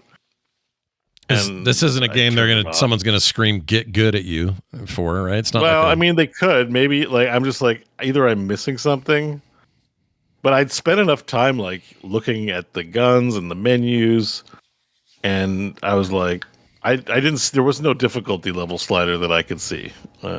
Maybe there was in there. If it was, I didn't set it to anything hard. It was like whatever was standard, and I was like, I just turned it off. So that's my experience with the Forever Winter. I may go back and try it again at some point, but I was very like... So like the premise of it's really good, but it's not really a stealth game. I don't know. There's something wasn't clicking for me, and I turned it off and went, well, that's enough of that. Sure. That's it. That's all I got to say. That's been my experience. There wasn't anything about it where I was like, I need to find out more about this game. I was like, I'm good. So yeah, that's the Forever Winter. I love the vibes of the levels and stuff, but I don't know. That's what intrigued me. I saw the first look at this last week when you brought it up, and I just went, "Oh, what is this?" This game doesn't strike me as like the kind of shooter game where you're going to be like, "Oh man, I'm going to shoot some stuff and it's going to be fun." It seemed like my weapons did nothing to when I was actually in the levels. Like I got my gun out, was shooting, and I died. Didn't do anything to the helicopter. Damn. I don't know. It wasn't clicking. So maybe I'll go back to it, but I don't think it's going to be very fun for me. Gotcha. I did also try a new game. I kind of got swept into the hype a bit because Steam advertised it super big, and I watched the trailer and went, okay, I like this kind of chore core in a game called Schedule 1. He's making drugs. Yeah. Making drugs. It's a game where this is developed by one Australian guy, I believe. So this is one of those true indie developer kind of deals. It's overwhelmingly positive, and I wanted to see what all the fuss was about. I've, of course, played plenty of drug games on my phone, like Bud Farm and stuff like that. So, it's definitely got that vibe. I did the tutorial, and the tutorial involves you learning how to grow weed, and then how to sell weed, and how to acquire new customers by giving them free samples. I then did get into the main game, and my impression is this. It's like picture GTA, but take the graphics down to really terrible levels. On purpose, though. It seems like they're aiming for a certain Well, it's an indie there. developer. It's not like he can rig, animations or whatever. I just mean it's that vibe. You're in a city, there's cars around, but like a really bad version of it, It's not a complaint. It's just like, maybe it's better to just call it low res or, low whatever. And it's this simulation, I think, of a town where you can acquire customers, and you got to try. What happens is you get this RV from the tutorial. You drive it to town, and then you go to call your uncle who's in jail, and then the existing criminal gang blows up your RV. So you got to start from scratch to build up your drug empire. So you rent a room in a hotel and you start making drugs in it. And that's about where I am. I did pick up a lot of garbage. When you throw things in the garbage, it'll give you money for it. So you can pick up cigarette butts and stuff like that. And I do get the sense from this game that like there are a lot of systems, because I've also read a bit about the game too. So I was like, there are a lot of like active simulation systems that are going on. So like, you can automate your drug growing by hiring people. So that's the extent that I've played.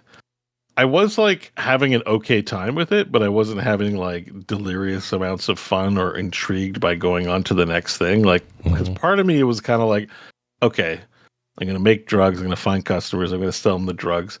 I wasn't super into the fantasy of it. I thought maybe I might be, and maybe given a bit more time, I might be, but I wasn't really. It just wasn't. I wasn't like, when you play 2 Point Museum, you're like, I'm a museum manager. This is cool, and like I get fun exhibits. I wasn't super like stoked about anything I had like done up to that point, even though maybe technically it's not a lot, but there may be some good juice here. I just need to scratch further. So I don't know if I can recommend it. Yeah, I see it's being streamed like crazy. This was like third concurrent player highest whatever on the charts a couple of days ago. Well, I think it's doing insane. I think it's like number 1 on the Steam top sellers and has been since it came out. Like it's I think like drug doing stuff like incredibly well. Yeah. I think drug stuff like this does appeal to a certain kind of like a player. Like the kind of like I don't play a lot of GTA. Like I'm interested in 6 just because they seem to really be pushing like the fidelity and production value of it. But I'm not like, oh man, a crime game? I love crime. Like I love the fantasy of being a criminal in the world. You know what I mean? Like that whole vertical of like Saints Row, all that stuff where just whatever it might be where you're like an edgy dude in Americana, basically. It's not really big on the interest level, but like I could see, like I like production and factory games, and if this is like a production factory drug game, that's where I'm like, I don't know if I played enough and maybe could get really into it. So I need to give it more time, but I wasn't super stoked. And again, it's not like, I don't know. It's got this thing where everyone looks like a drug addict, which is probably really good. It's a little funny, but I also don't love how everyone looks. I don't like everything. They're just so terrible looking. I don't know, but it's an indie game too, so you got to keep your like expectations to like they're just trying to do this one thing really well. So I like it, but I turned it off. I think the look is I think it's intentional, but I don't think it's going to work for everybody. I don't think everybody's going to like it. I actually really like the look of the game. In fact, it's funny because I'm with Bo where typically, like these types of games, like I never did it was a popular like Facebook game. What was it? Drug Wars or whatever it was. Like I didn't do a lot of those types of games because it's not really like a fantasy I do, but I look at the look of this game and I do really like it. I think the game looks really cool. Everybody looks vaguely like Muppets. And I think it looks neat. It does aid, I think, in their like drug looks, because you'll see people who are addicted to drugs who have like way more like lines on their face and like just they look terrible. Like it's kind of like when you're in the character designer, there's like sliders for how drug addicted and sickly you look. It's like that kind of cynical or sardonic like take on people and stuff. But, sure. I don't know. But people are really into it. I just maybe need to give it a bit more time. But I don't know. I can't put a full throated recommendation behind it. But like what I did play was good. So it. I look at pictures and I see you can buy guns, and maybe it just gets really like sandboxy in a way that a narrative game doesn't, in terms of how it plays. So it could get really good, and I just haven't given it enough time. So I'll probably log in again and play it a bit more. But yeah. All right, watch for more Schedule 1 coming your way, possibly down the road. Yeah.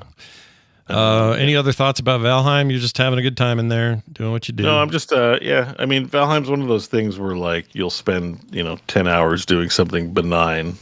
Just like it's hard to describe it as like, this is amazing. Like, I'm shipping iron from the swamp back to my base so I can build a sword. Yeah. And you're just like, okay, exciting. But like when it's in Valheim, it is exciting. That's all I can say. It's just, it's got a life of its own. So, mainly like I played a lot, for example, and was just doing easy stuff while I was watching The Pit this week, right? So I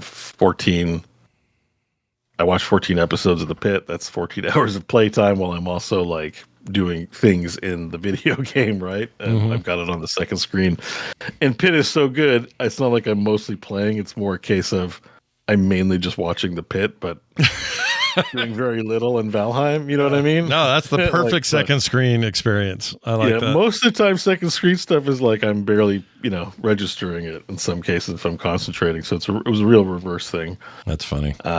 But yeah, it's all about the exploration and playing. I don't think I have much to say to get in, to share with the viewers. No worries. But, that's great. Valheim again, still a threat. When's that getting 1.0? They have any idea on have they given us any indication or like roadmap? So there's only one more biome to add to the game. Their most recent update too was like a mini update and not a biome. So we're definitely probably getting biome next. So I'm guessing like at some point this year, early 2026 would be the 1.0 update.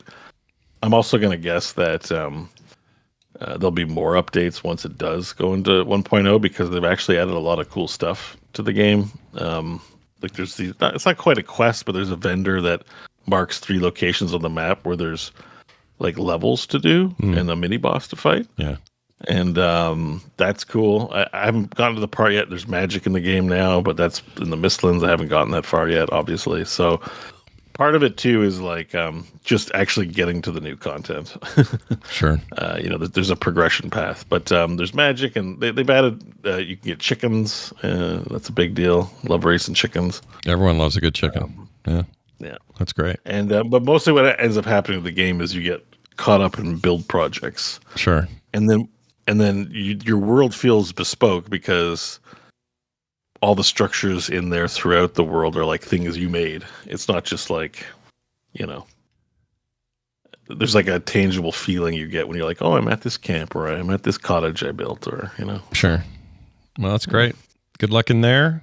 Time for this. That's a good question. Can do some emails, a voicemail to start with, actually. This came to us at 10hams.com.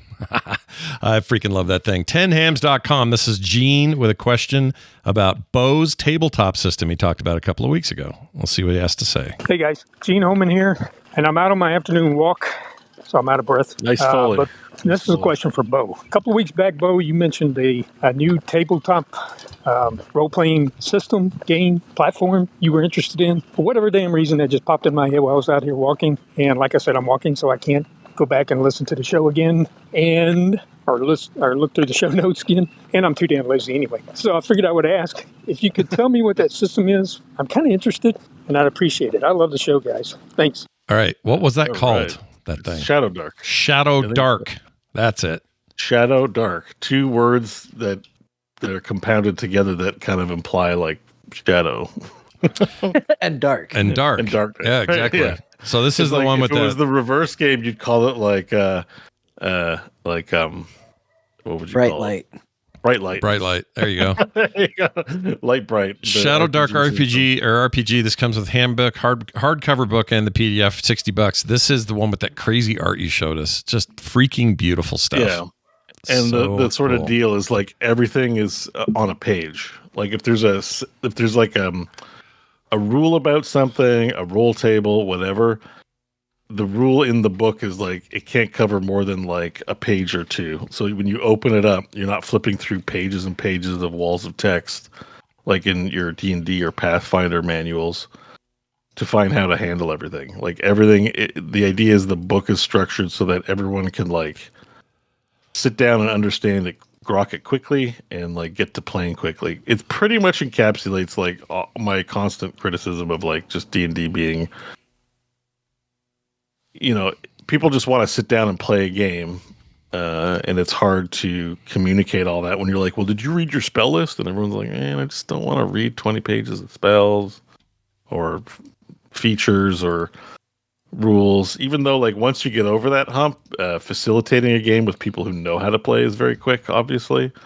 It's just getting over that hump with certain types of people who would be interested in playing a TTRPG but don't want to do all that stuff. And that's what I like about Shadow Dark. It's like I can just show you the fighter page. We're like, here's what you need to know. It's on 2 pages and it's not dense text. If you can't do that, then I'd say like TTRPG is probably not for you. So yeah, it looks. I just love the art so much and the whole just vibe of it. I think I'm gonna get this, and I don't even know who I'm gonna play with, but I want to get it. I just love it, man. Like this inky stuff over here, like man, that's cool. Yeah, it's got a really cool look to it. Yeah, really gets me going for some reason. Anyway, that is once again Shadow Dark RPG is the full name of the thing. You can get the book and the PDF at. Or just do a search for Shadow Dark and there's a million links that come up. It's like, the arcanelibrary.com is where is their official site. Yeah. Oh, I want to get it. I think I'm going to get it. I think I'm going to get it. Apparently Solo Dark, they have I guess you can play solo too. What? Same rule set, or I got to get a solo gameplay rules for Shadow Dark. No way. Yeah, that's wild. So there's an extra little add-on to like figure out how to play it. Play first. by yourself without a game master. That's crazy. I like Although, that shit. to me, the communal thing is part of it. This is one of the rare cases you'll ever hear me be like, I wouldn't want to play by myself. But No, it's just I think it's a 10 little. Actually, there's a free PDF. It's just $13 if you want. I think it's just a little add-on to if you want to. It's so cool that it's there, though. Yeah, it's really cool that's there. I like a good board game or card game that actually has a solo mode. I think is a very cool thing to offer people.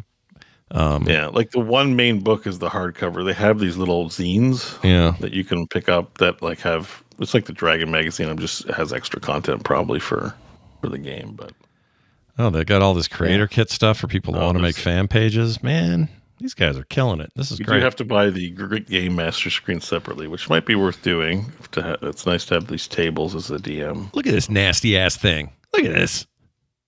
I know I'm focused on the art, but I can't get enough of it. No, but the art is like the big draw. It's really cool.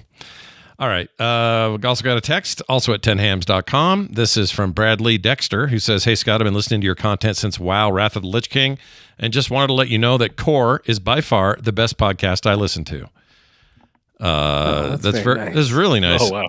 Says the chemistry between yourself, Bo, and John really makes it something special. I will be going in for jaw surgery early Wednesday morning, and I guess he did it yesterday. Hope to be in recovery during the next Core. I am having a crossbite fixed and having liquid food for the next 3 days. I will look to all your content to entertain me during this time. Thanks, much love. P.S. Bo still has great hair. Thank you. Yeah, you do. Look at that. Still got it. Look at that glorious hair he's got. That's a really nice thing to hear. And also, I hope it went well and that you're convalescing nicely and that the liquid food isn't too bad. You know? Yeah, I hope you get better soon, man. Surgery sucks. Yeah, no one wants surgery unless you... Well, I mean, it's good to do things that help you, but it sounds like he is. But we hope you're better. So, Brad, keep us, if I can call you Brad, he says Bradley, keep us informed. We'd like to know how you do. Can I call you Brad? Yeah. Let me know. Yeah, look at the brain, or look at the big brain on Brad. How's the line go? I don't remember. Yeah, look at the big brain on Brad. What was that from? What movie's that? Pulp Fiction. That's shit. Yeah. I knew that. Look at the big brain on Brad. Now that's country, a tasty burger. What ain't no country I ever heard of? They speak English and what? I just watched that a week and a half ago. Pulp Fiction, still good. All right. Say that again. That is it for today's show. Again, if you want to contact us through that method, it's super, super easy. You hardly have to do anything to make that work. You just go to 10hams.com, spell it any way you like, and it works. And leave us a voicemail, leave us a text. It doesn't matter which one. You can be anonymous or not. We are happy to play them and read them here on the show, and we really love doing it. I want to thank Wayne Dixon, who joined our Patreon this week at patreon.com/Core Show. Wayne Dixon now gets no commercials of any kind ever.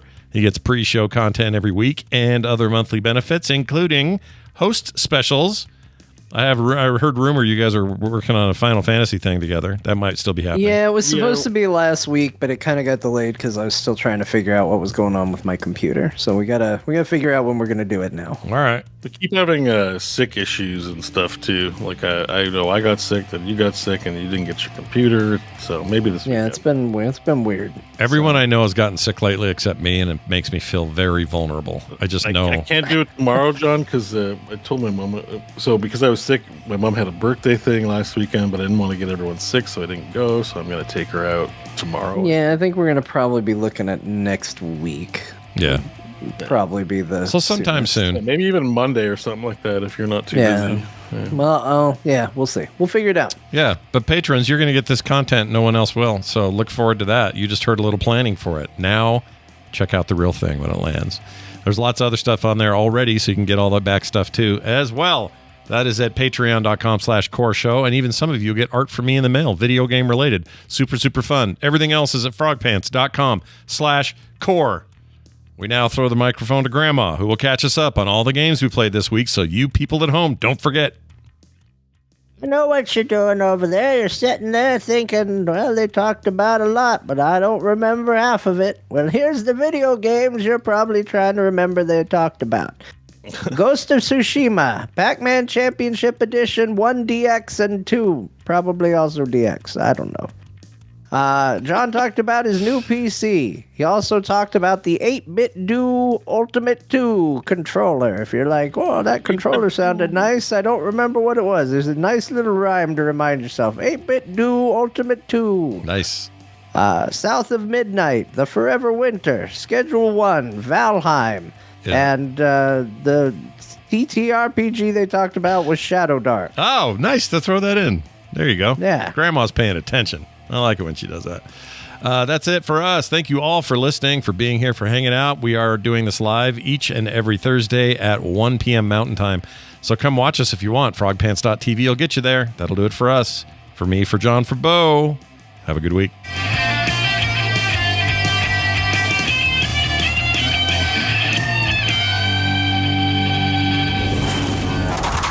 In the menu of life, make your main entree frogpants.com.